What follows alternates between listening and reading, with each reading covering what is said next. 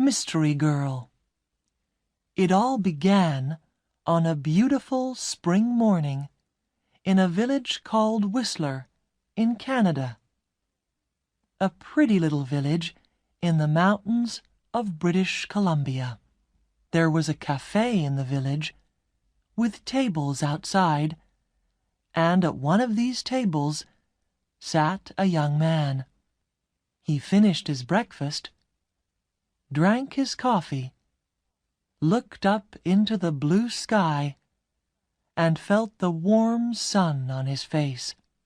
Nick Lortz was a happy man. The waiter came up to his table.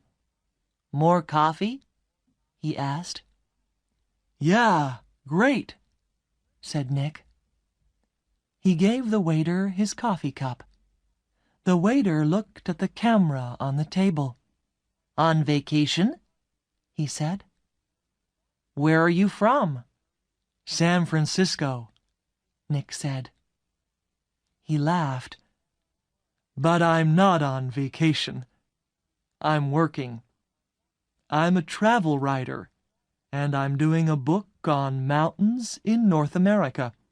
I've got some great pictures of your mountain." The two men looked up at Whistler Mountain behind the village. It looked very beautiful in the morning sun. "Do you travel a lot, then?" asked the waiter. "All the time," Nick said. "I write books, and I write for travel magazines. I write about everything. Different countries, towns, villages, rivers, mountains, people." The waiter looked over Nick's head. "There's a girl across the street," he said. "Do you know her?" Nick turned his head and looked. "No, I don't."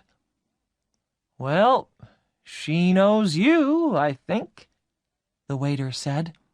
"She's watching you very carefully." He gave Nick a smile. "Have a nice day." He went away, back into the café. Nick looked at the girl across the street. She was about 25, and she was very pretty. "She is watching me," Nick thought. Then the girl turned and looked in one of the shop windows. After a second or two, she looked back at Nick again. Nick watched her. "She looks worried," he thought. "What's she doing? Is she waiting for somebody?" Suddenly, the girl smiled. Then she walked across the street, came up to Nick's table, and sat down. She put her bag down on the table. The bag was half open. "Hi, I'm Jan," she said. "Do you remember me? We met at a party in Toronto." "Hi, Jan," said Nick. He smiled. "I'm Nick, but we didn't meet at a party in Toronto. I don't go to parties very often, and never in Toronto." "Oh," the girl said, but she didn't get up or move away. "Have some coffee," said Nick. The story about the party in Toronto wasn't true, but it was a beautiful morning, and she was a pretty girl. Maybe it was a party in Montreal or New York. The girl laughed. "Okay, maybe it was. And yes, I'd love some coffee." When she had her coffee, Nick asked, "What are you doing in Whistler? Or do you live here?" "Oh, no," she said. "I'm just traveling through. And what are you doing here?" "I'm a travel writer," Nick said. and I'm writing a book about famous mountains." "That's interesting," she said. But her face was worried, not interested, and she looked across the road again. A man with very short white hair walked across the road.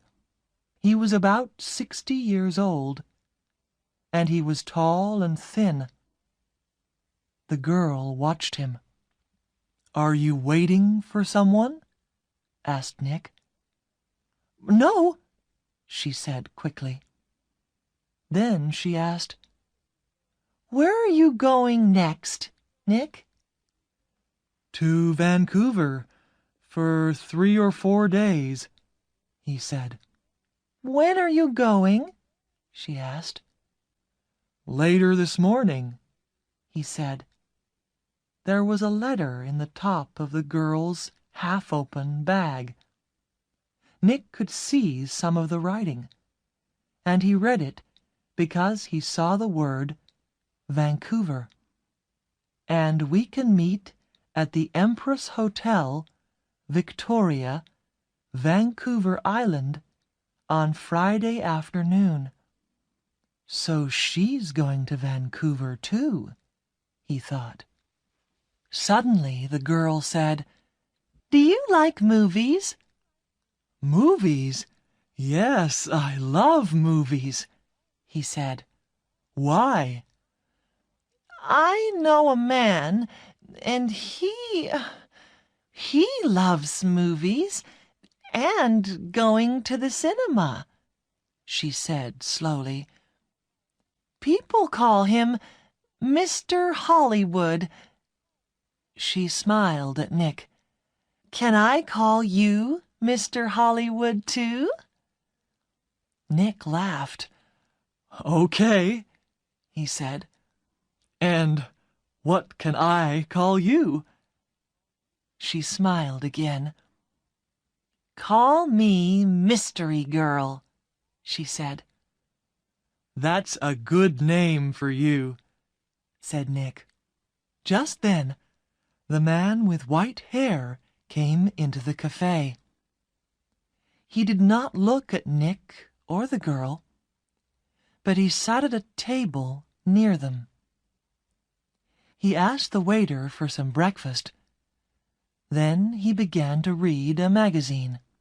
The girl looked at the man, then quickly looked away again. "Do you know him?" Nick asked her. "No," she said. She finished her coffee quickly and got up. "I must go now," she said. Nick stood up too. "Nice to—" he began, but the girl suddenly took his face between her hands and kissed him on the mouth. "Drive carefully, Mr. Hollywood. Goodbye," she said, with a big, beautiful smile. Then she turned and walked quickly away. Nick sat down again and watched her. She walked down the road and into a big hotel. Now what, thought Nick, was that all about? The man with white hair watched Nick and waited. After 4 or 5 minutes, Nick finished his coffee, took his books and his camera, and left the café.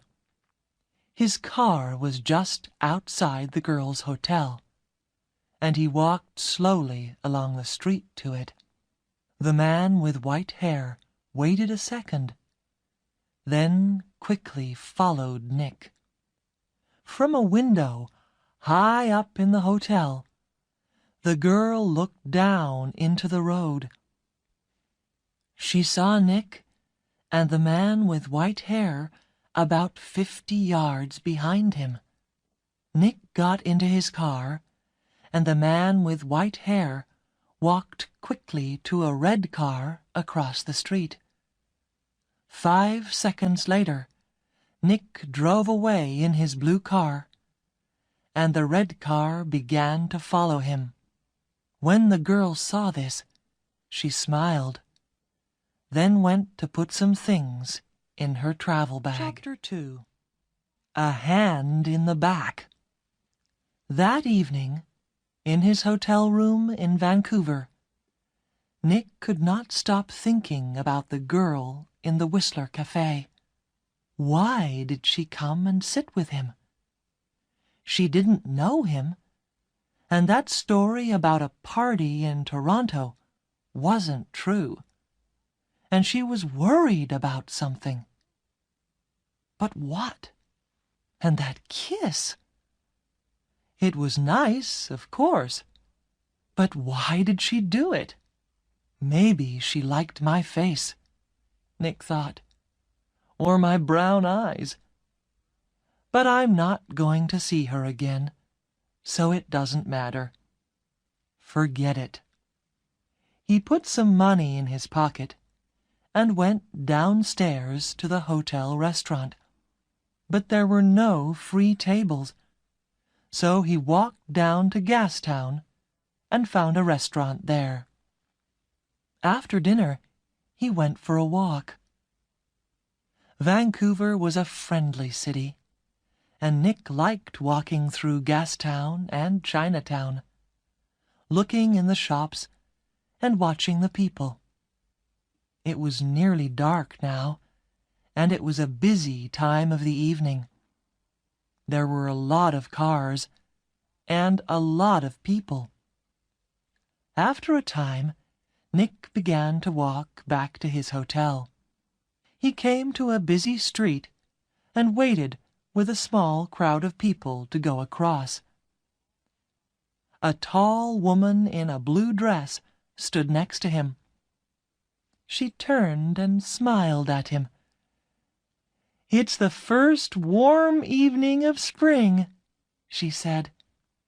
"It's nice to be out after the long, cold winter."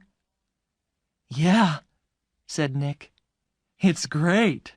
It's—" Suddenly, there was a hand in his back, and the hand pushed Nick into the road. Nick fell on his face in front of a big green car. People screamed. But the green car stopped only inches from Nick's head. The woman in the blue dress ran into the road and pulled Nick to his feet. "Are you okay? What happened?" she said. The driver of the green car shouted angrily at Nick, but Nick did not hear him. "Somebody pushed me," he said to the woman. "I didn't fall. Somebody pushed me." "Pushed you?" said the woman. "It was an accident. Nobody pushed me. It was an accident. Nobody wants to kill me. And there are hundreds of men in Vancouver with white hair." It was 1 o'clock in the morning, but Nick couldn't sleep. He listened to the cars in the road, and he looked at the night sky through his hotel room window. Then he sat at the table and tried to write some more of his book about mountains. But he couldn't think about his work. He got back into bed. There were 4 or 5 magazines in the hotel room. They were not very interesting, but Nick sat in bed and opened one, and saw a photo of Mystery Girl. He looked at the picture very carefully. But yes, it was her. Jan, the girl from the Whistler Café. She was next to a man of about 50 or 55, and they were in the garden of a big, expensive house. They smiled at the camera, and they looked very happy. Canadian millionaire Howard Hudson and his daughter Meg, it said under the picture, at their home in Toronto. Meg Hudson, not Jan, not Mystery Girl. Meg Hudson, the daughter of a millionaire. Nick read it again. Why did she come and sit with me in the café at Whistler? He thought. Millionaires' daughters don't sit with strangers in cafés and then give them a big kiss when they leave. Why did she do it? What did she want?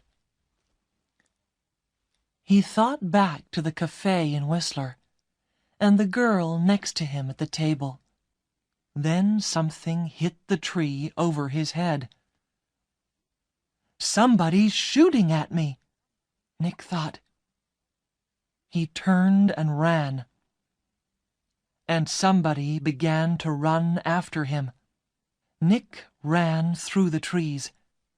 There was no sun in here, and it was half dark, and there were no people. Nobody to help him. I must get to my car, Nick thought. Find some people. The police. He ran on. He could still hear the gunman behind him, so he ran faster. After 3 or 4 minutes, he stopped and listened. Nothing. It was all quiet. Nick was afraid. What's happening? He thought. Why is somebody shooting at me? First a hand pushes me in front of a car, and now somebody's shooting at me. He waited another second or two, then walked quickly back to his car. He was very careful. He looked and listened all the time. But nobody came out of the trees, and nobody shot at him. Then he saw people. Women with young children, some boys with a football, 2 men with a dog. He began to feel better. Nobody can shoot me now, he thought. Not with all these people here. 10 minutes later, he was back at his car. There was a letter on the window. Nick read it. It said, I'm going to kill you, Mr. Hollywood. Nick drove to the nearest police station. He waited for half an hour. Then a tired young policeman took him into a small room. Nick told his story, and the policeman wrote it all down. So, what are you going to do? Asked Nick. Nothing, said the policeman. Nothing, said Nick. But somebody shot at me, and... Mr. Lortz, the policeman said tiredly. He was angry and afraid. How did the man with white hair find me in Vancouver? He thought. Did he follow me from Whistler? Is he following me now? Maybe he's staying at my hotel too. In the next room. With his gun. The man with white hair. Nick stopped his car in front of the hotel.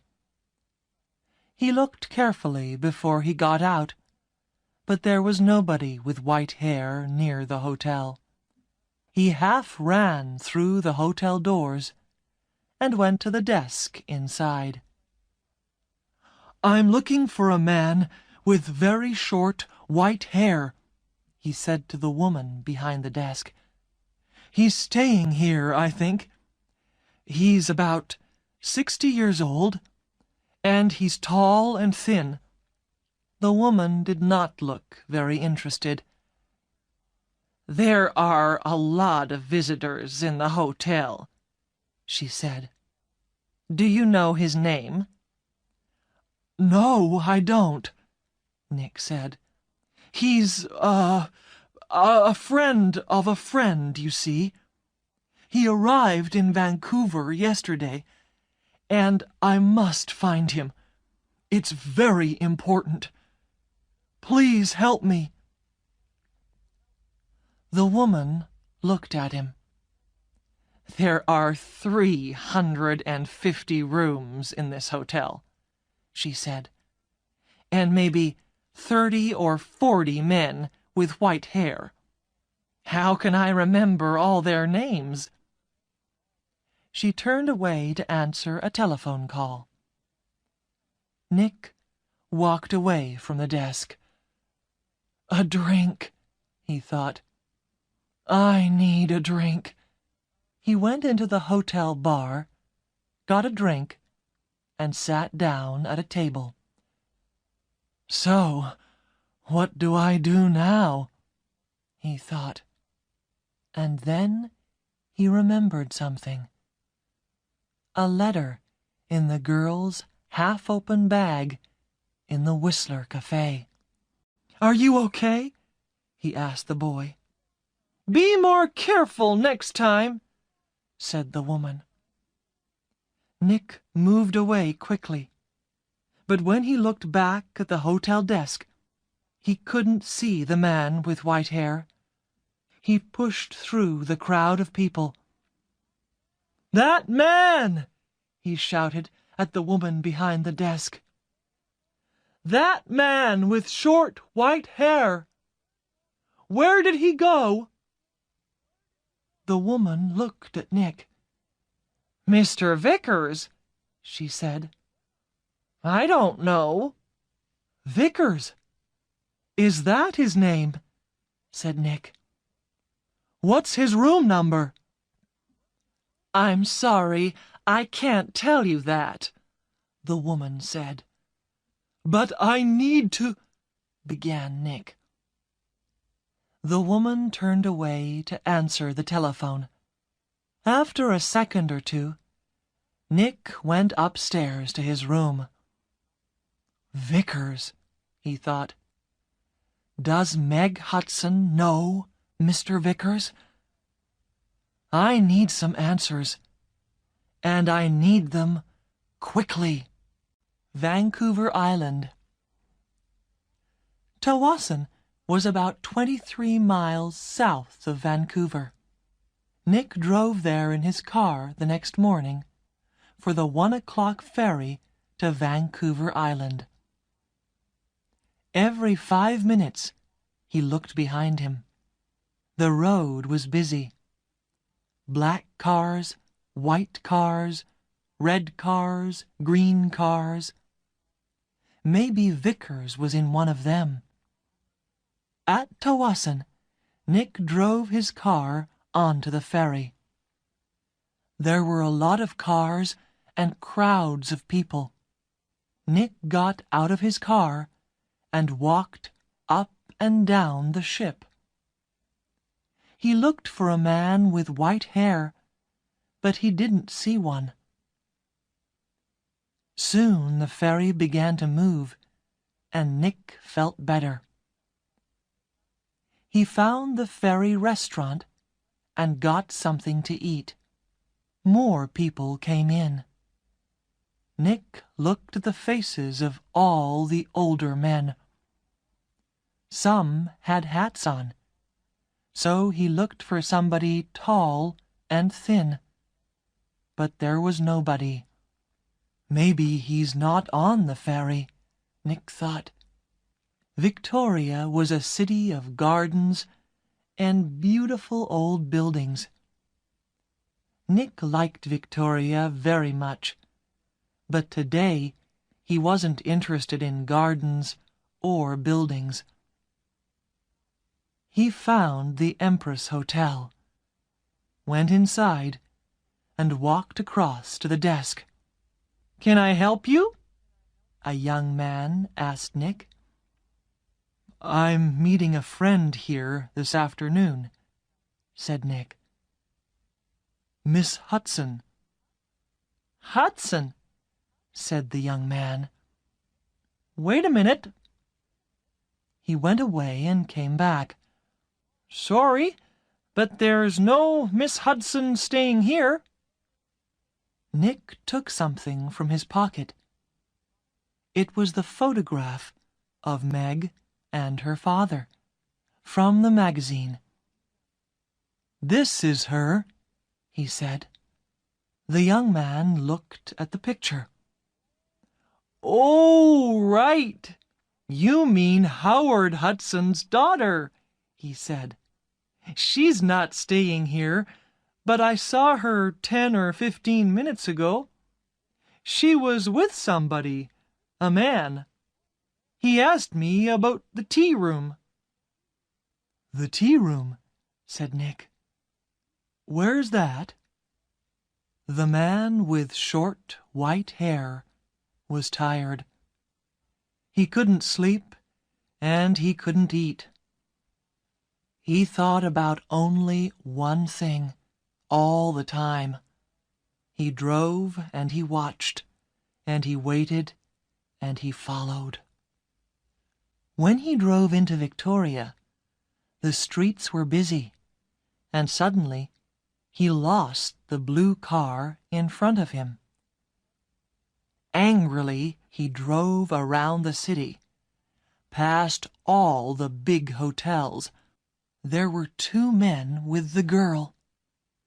He couldn't see their faces, only the backs of their heads, but one of the men was in a green shirt. "Mr. Hollywood," the man said, and smiled. "Goodbye, Mr. Hollywood." People in the street turned to look at him, but the man did not see them. He walked up to the doors of the hotel and put a hand into his pocket. Inside, the gun was cold and hard. A tea party. Nick looked through the doors of the tea room in the Empress Hotel. Meg Hudson sat at a table with a man. The man was about 30, or maybe a year or 2 younger. He was tall and brown from the sun. He wore a white shirt, white trousers, and white shoes. He said something to Meg, and she laughed. She looked very happy. A waiter came up to Nick. "Can I get you some tea?" he asked. "No, thanks," said Nick. "I'm with the 2 people over there." And he walked across to Meg's table. "Hello, mystery girl," said Nick. "Remember me? We met at Whistler. Your name was Jan then, but maybe today it's Meg Hudson." Meg Hudson looked up at him. "Oh!" she said, and her face went red. "Who is this, Meg?" asked the man. "This is Nick," said Meg. "He's a writer.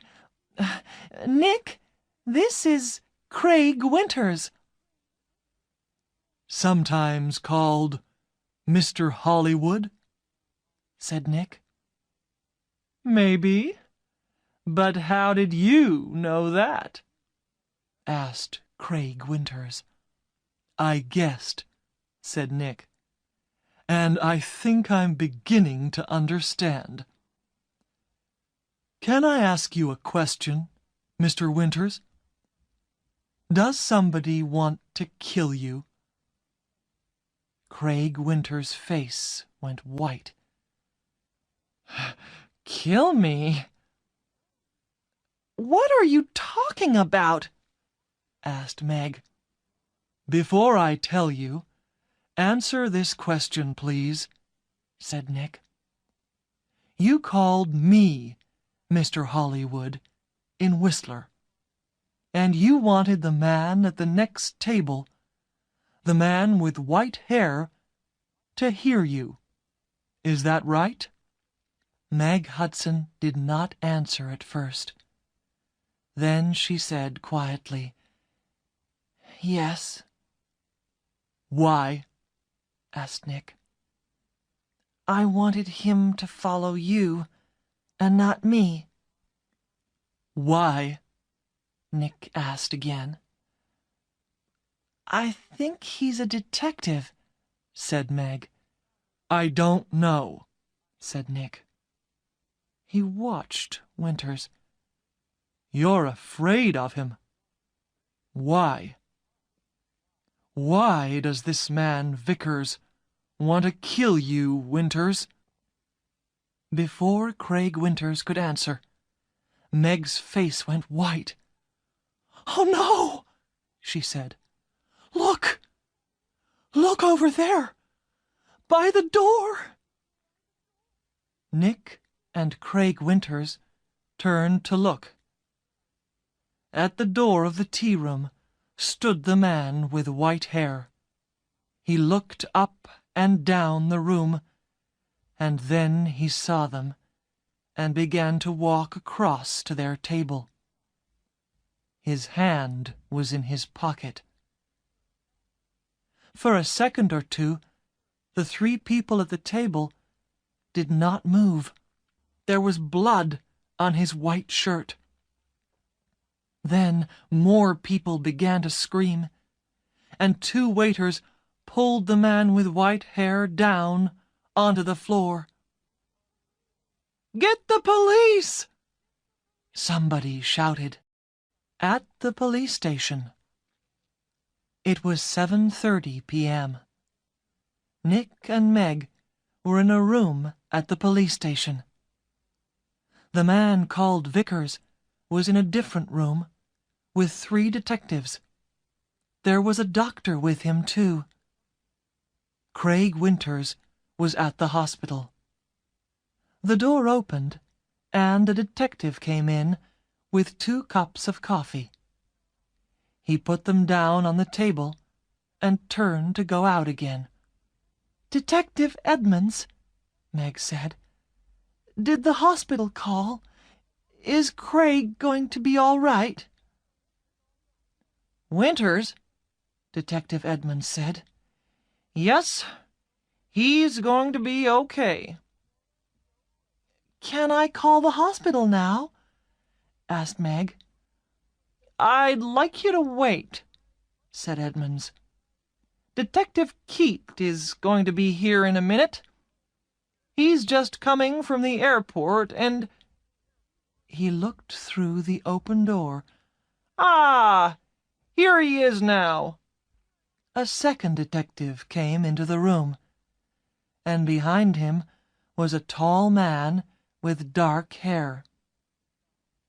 Meg stood up quickly. "Daddy!" she cried. "What are you doing here?" "The police called me," said Howard Hudson, "and I flew here at once. Detective Keat met me at the airport. Now sit down, Meg. I want you to listen to me." He did not look at Nick. Meg sat down, and her father took her hands.